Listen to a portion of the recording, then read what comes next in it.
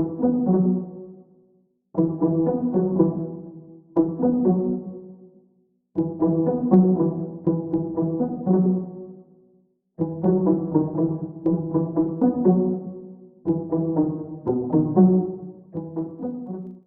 daholo io androany isika dia ndao indray raha ho resantsika ny antony tena mahatonga ny hoe kolikoly izay hita fa miha mahazo vahana foana efa hatramin'ny ela ka hatramin'izao. Azo atao ve ny miady amin'ny kolikoly sa inona no tena antony mahatonga an'izany kolikoly izany no mbola misy foana mandraky tiany androany. Ka ny pitsopitsony mahakasika an'izay no fakafakena amintsika atao anatin'ity video ity ka manasa antsika rehetra anaraka an'ity video ity hatramin'ny farany. Aza dino ny milaiky ny video antsika ary tsarovatra hatrany ny miabone amin'ny chaîne antsika mba ahafahanareo manaraka tsy tapaka ny video izay lefa isan'andro eto. Tsy ampendela moa isika fa avy hatrany tonga dia vavany ndao ary.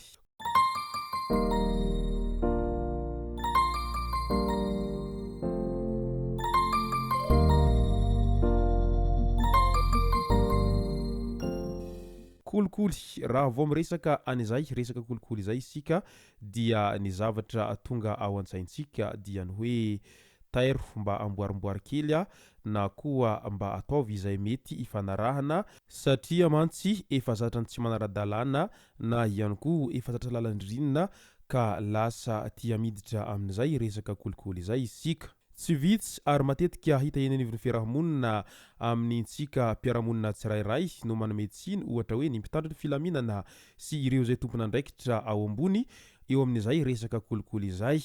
Tadidio anefa fa matoa misy izay kolikoly izay dia noho ny antony avy amintsika vahoaka tsirairay no mahatonga an'izay kolikoly izay misy sy manjaka. Avy amintsika vahoaka tsirairay ho iaho no mahatonga an'izay fisiny kolikoly izay tena mbola tsy voafongotra hatramin'ny fakany mandraky tiany androany satria nahoana. Ohatra maromaro no entiko anazavana amintsika tsirairay ny antony mahatonga an'izay kolikoly izay dia avy amintsika vahoaka tsirairay ihany. Tsy vitsy amintsika vahoaka no tsy te hisasatra na ihany koa tsy te ho sahirana fa maimaika ny te hampiasa vola mba ahafahana mijapy sy maka izay tiana halaina rehetra. Eo amin'ny resaka fianarana zao sy ny fampianarana no raisiko ohatra voalohany amin'izany. Iaraha mahita sy iaraha mahalala fa any am-pianarana dia maro ny zaza izay manam-pahaizana sy tena hita fa manana an'izay traikefa tokony hisehatra amin'ny asa anankiray rehefa tonga ny konkoro isan-karazany izay.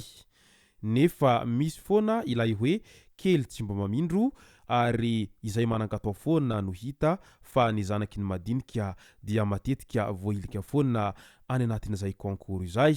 Izany hoe araky ny voalazany hirany iloso fahatrany izay tena mibosy tsy hita fa ny mpisandoka no lava lela. Nahoana moa no madinika no voahilika foana rehefa misy irony karazana konkoro irony? Io zany dia matetika ny zanaky ny sahirana no tena tia milofo amin'izay fianarana izay ary matetika ny zanaky ny sahirana no tena azo lazaina fa intelligent ao anatin'izay resaka fianarana izay.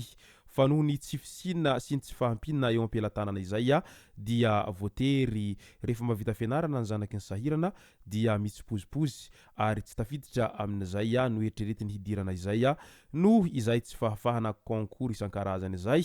Fa ireo zanaky ny mpanambola kosa dia avy hatrany tafiditra satria araky ny voalaza foana izay manambola sy izay manambava ireo no marina ekena lalandava ary ny zanaky ny mahitahita kosa dia tsy hainy akilembenana amin'izany hoe ho resiny zanaky ny sahirana zany rehefa tonga ny konkoro na ihany koa ny fifaninanana hidirana amin'ny sehatra ambonimbony izay.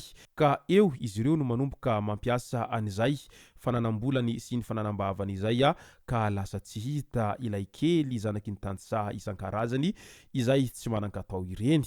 Raisintsika ohatra indray eo amin'ny resaky ny ady tany. Matetika any ambanivohitra any no tena ahitana taratra an'izany ady tany izany. Efa hita mibaribary zao fa tsy any ilay raiky alahy manambola ilay tany a fa noho ny fananam-bolany dia avy hatrany bodoy ny fahatany amin'izao fotsiny ilay tanin'olona dia anaovany taratasy isan-karazany satria manambola izy a dia afaka manao an'izay taratasy rehetra izay ka iny fa lasany iny tany iny rehefa avy eo a rehefa mivoaka ny didy avy any ambony manome lalana azy a amin'izay tany tsy anazy akory sady tsy any razam-beny izay a fa noho ny fananany vola sy fahaizany mampiasa an'izay vola izay a dia lasany ilay tany izay efa niainan'ireo razam-ben'olona taloha sy nahamainty milala io tany io taloha ka lasany amin'ny fotoana vitsy ary tsy vitsy amin'izay no malahelo. Eo anivon'ny fiarahamonina ihany koa dia tsy vitsy amin'olona no manao didy kofehy lehibe ary miezaka mandrebireby ny mpiarabelona noho ny fananany vola izay a satria milaza izy ireny fa tsy matahotra fanjakana ary manan'olona ambony ka tsy azo atao ninninona.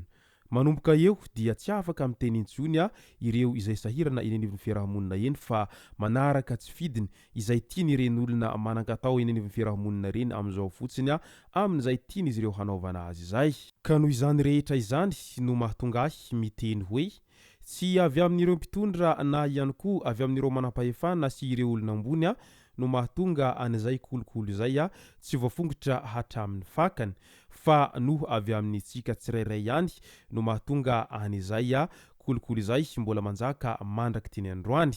Ianao ve efa fantatrao tsara zao fa tsy ho afaka anao mifanadinana anankiray a satria ianao dia tsy ao anatinao mihitsy a iny kapasite ahafahanao miatrika n'iny fanadinana iny a fa noho ny fananam-bolanao izay no nampiasainao a dia iny ianao fa midongy tsy maintsy atao ho afaka. Manomboka eo dia mandeha ny karazana fanomezam-bola isan-karazany antsokosoko fa noho ny fahitantsika ny fiainana efa sarotra ary eo ihany koa no fahakelezany karama izay iainan'ireo mpisehatra rehetra amin'izay asa manandraikitra izay a dia kely dia kely dia alaim-panahy izy ireo tsy maintsy tafaka an'izay vola izay omenao azy ireo izay.